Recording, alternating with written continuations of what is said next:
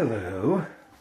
I was already reaching for the start button when I remembered I didn't have my high technology title cards. So I faked it. I do that once in a while, sometimes deliberately, sometimes as now, just on the spur of the moment. There's nothing inherently wrong with having a set opening that you go through every time, but it's not my style. Today, I am recording Sippin' and Talkin'. Let's see.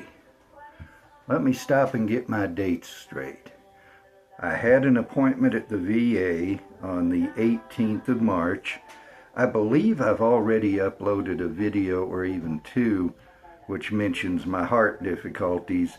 If at the time you see this you haven't seen anything else about it, go ahead and ask in the comments and I'll answer, but I'm not going to go into it now. But I had set this appointment up before I had to go to the hospital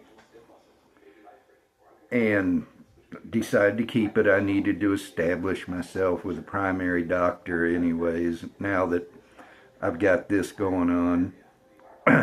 And I wanted to have one of their cardiologists look at me, just double check on the prescriptions and whatnot, although so far it looks good. Well, the appointment on the 18th they had to cancel because the doctor called in, and I didn't realize it till I got down there. They left a message on the voicemail, but I don't check voicemail first thing when I get up. And it was on our landline anyway, which is mostly my wife's phone. She has a cell phone, doesn't use it much. So they rescheduled it for the 18th. I went down there, and I had noticed, the VA is on the south side of Gibson behind what used to be another hospital and now apparently is something else. But I parked on the north side of Gibson just for the greater ease of parking. I could get in and out of that parking lot a whole ton easier. And then I just walk over to the hospital, which for me is no big deal. It ain't but at most a mile, and I don't think it's even that far. I walk more further than that just for fun. But in that shopping center, I realized when I was checking out the parking, there's a liquor store. Well, on the 18th, we didn't visit it. My wife wanted to do some other shopping. On the 24th, when the appointment actually worked, I didn't bother with it. Just got my wife back to the house. So today, which is March the 25th, yeah, it's still the 25th. I didn't know for sure what time it is. I have interrupted income taxes to do this. I finished one glass of whiskey, and about the same time I finished the federal form and decided to take a break because I don't have a mind for math. 2 + 2 = 5 is the limit of my capabilities, and those who understand math tell me that that's the wrong answer anyway. Although there's an old BBS tagline that says 2 + 2 = 5 for extremely large values of 2, and it turns out there is a mathematical basis for that. But in the real world, where you and I live, 2 + 2 is 4, not 5, or so they tell me. Although these days, if you are the right color and you say 2 + 2 = 292, they'll give you an A+. Don't ask me. How did I get on that? Anyway, today I went on down to, the name is just Discount Liquors. Wanted to check it out, get me something while I was there, of course. And it was a disappointment. It's almost all beer and wine. I'm going to sneeze here directly, I think. Okay. I don't have a mute button like on the radio. And anyway, you'd be able to see me if I did. So I just paused it, sneezed, unpaused it. And now, that's got my eye watering. My right eye's the weakest of the two. And you're going to hear me snuffling. That's what the sneeze did. Anyway, went into discount liquors. It was mostly beer and wine, which in retrospect I could have anticipated given the part of town. It's never been as bad on Gibson as it is on Central, which these days looks like a third world war zone. It's that bad. In an American city, the largest city in New Mexico, it looks like refugees from the fighting.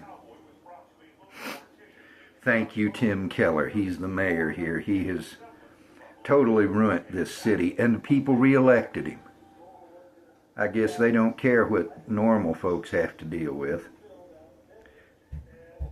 But they did have a little bourbon section. I'll be honest, their whole bourbon section, you can't see it, but would fit on that kitchen wall over there. You can't see much of it, but it would fit on this wall right here behind where the calendars are hanging. But I didn't want to walk out with nothing, especially since the owner was a nice guy. We talked for several minutes, agreed on a number of things. So I've got something that I have been thinking about getting again for a while. I've had one bottle of it and I'd wanted another. Wild Turkey Rare Breed. Now, it claims to be barrel proof, but it is always 116.8. So either they're lying on the label about the barrel proof, or before they dump the barrel, they're tempering it down to 116.8. It's a Wild Turkey whiskey. I'm hoping that the degradation that has hit the 101 has not hit this. I don't know what the mash bill is. I don't believe it has an age statement on it. It does tell me the barrels are a number 4 char, which doesn't interest me as much as it does some people. Unique uncut, it says uncut blend, but blend of bourbon whiskeys crafted in small batches, so that tells you right there it is not a barrel proof. It's batch proof, and they're tempering it to 116.8. Nevertheless, the whiskey's good, and if you know what you're looking at, you can see that on the label and decipher what they're doing. And I don't know why I put my glasses back on. I got to open this. This is going to be a fresh crack. You know, sometimes I get real irritated at terminology, or more specifically, the people who use it. Is it really such a bad thing to not ape what everybody else says? Everybody says fresh crack. I don't. And if they want me to, they're going to have to quit saying it. I say I'm just now opening it for the first time.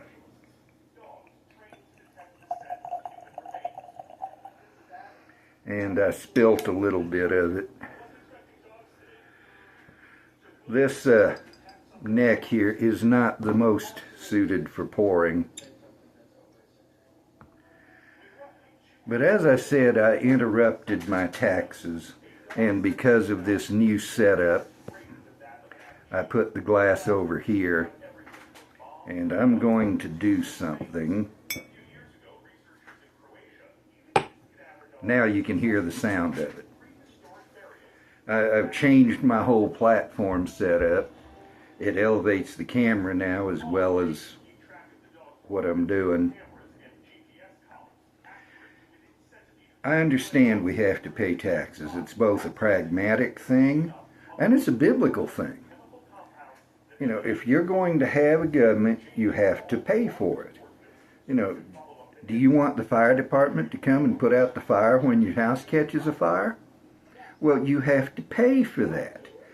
Whether it's a private fire company, as was once the case in this country, or it's a government fire department, you have to pay the people, you have to pay for the equipment, you have to pay for training.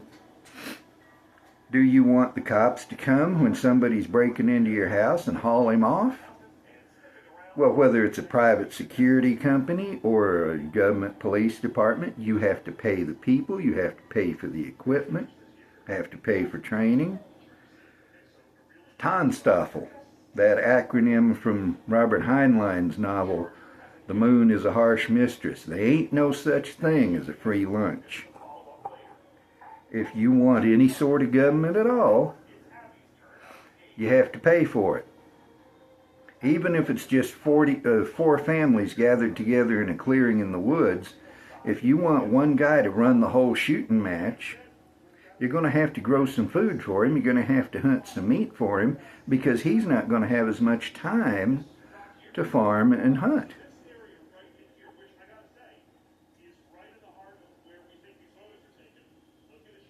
Smells like 116.8 proof, which to me is not high.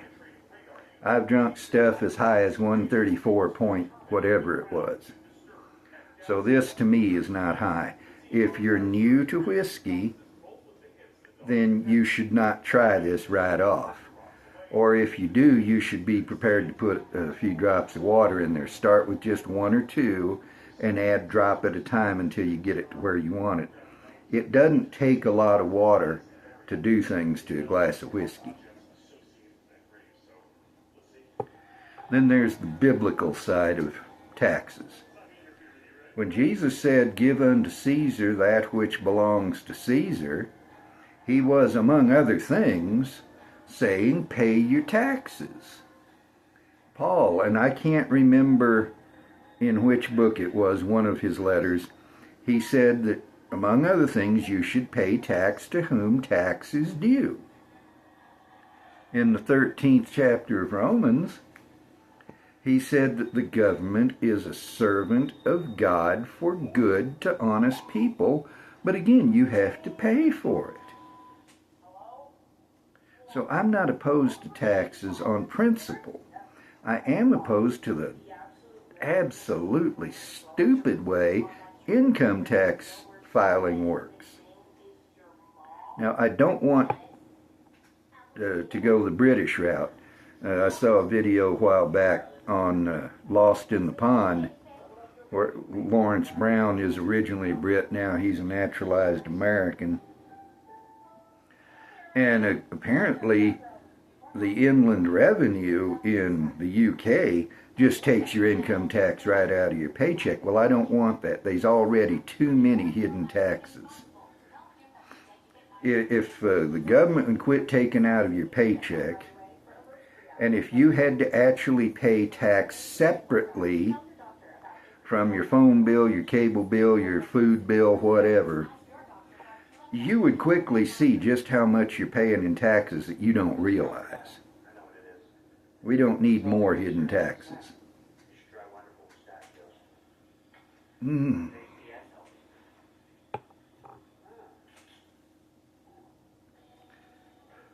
That's about the thickest mouthfeel I've ever had. I can't remember what it was, but there's one other whiskey I've come across that has a mouthfeel about that thick. And I can't remember now what it was. I believe it was from Texas, but that doesn't narrow it down a ton. That has a great mouthfeel, whatever else you can say about it.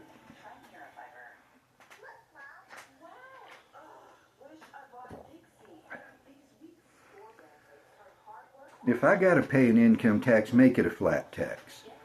You know, set the law. You could have the whole income tax code, federal and state, on one page.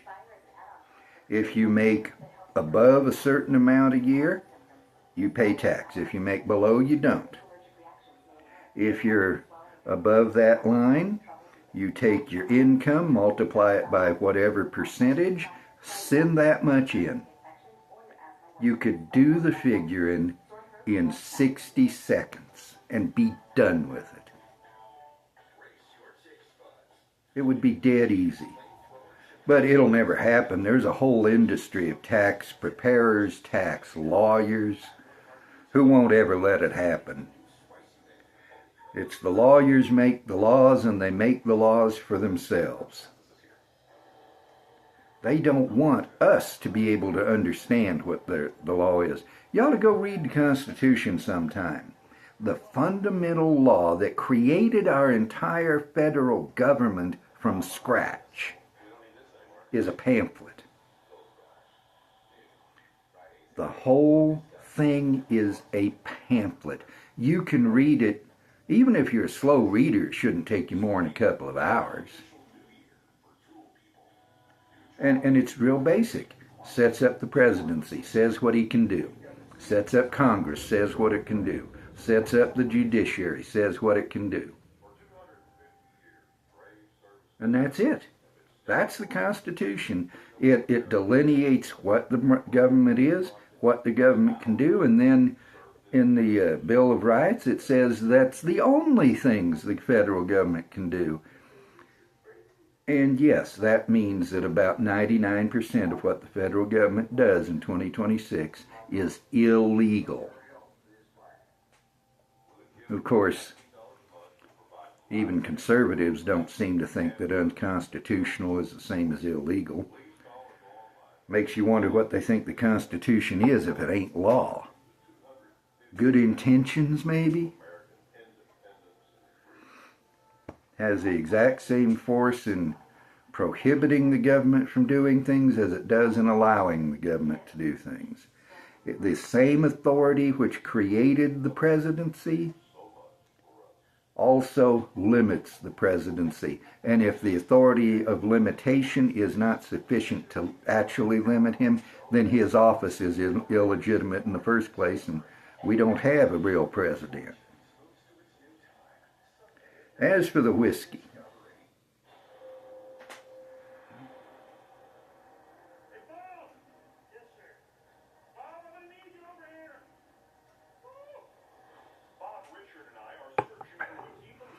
it's definitely bourbon.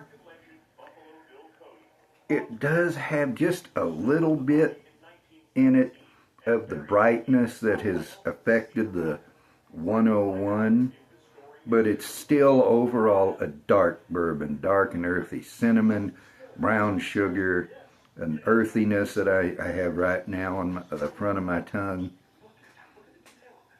And of course, well, this isn't a single barrel, so it's not going to have as much variance, but you do get batch variance.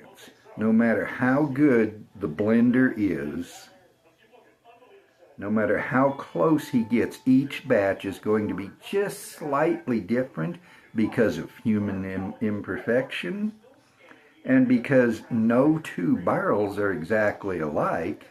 Therefore, the whiskey in them is never exactly alike, and so no two batches are ever exactly alike, no matter how close they come.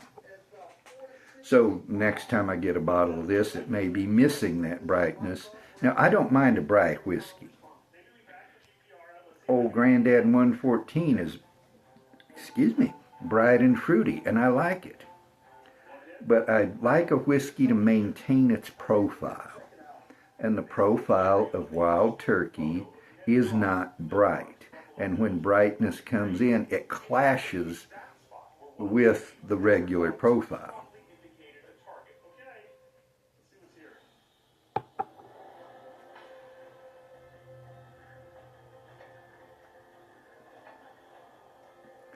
But it is good stuff, Maynard. Mikey likes it. And if you don't know what I'm talking about, go on YouTube. Well, you're already on YouTube, right? If you're watching this here video. But look up Mikey Likes It. Look up Good Stuff, Maynard. And you'll see the commercials I'm referencing. Not all commercials are good. In fact, most of them are just plain stupid and treat us like we're stupid. And the fact that they work indicates that probably most people are stupid. You know, I see some of these commercials, I can't feature how anybody would ever buy anything based on that. And people do. The act of cogitation is pretty much dead in the United States today. But there are some commercials that are really entertaining. Now, they don't prompt me to buy anything. I buy what I want, regardless of commercials. But there's some old Alka-Seltzer commercials that are good. The spicy meatball. I can't believe I ate the whole thing. What's the other one? Oh shoot, I forgot the third one. This is from back in the 60s or 70s anyway. Can't believe I ate the whole thing. The spicy meatball. And, well, it's done slipped me for sure. And the time has slipped away too, but it's coming up on 22 minutes and no point in me going on any further. So, as far as the view on the screen goes, I could leave this here. But as far as me reaching for the button, I'm going to move that. And so, I'm actually in a semi-good mood despite my ranting about the government. So, here's mudding ya.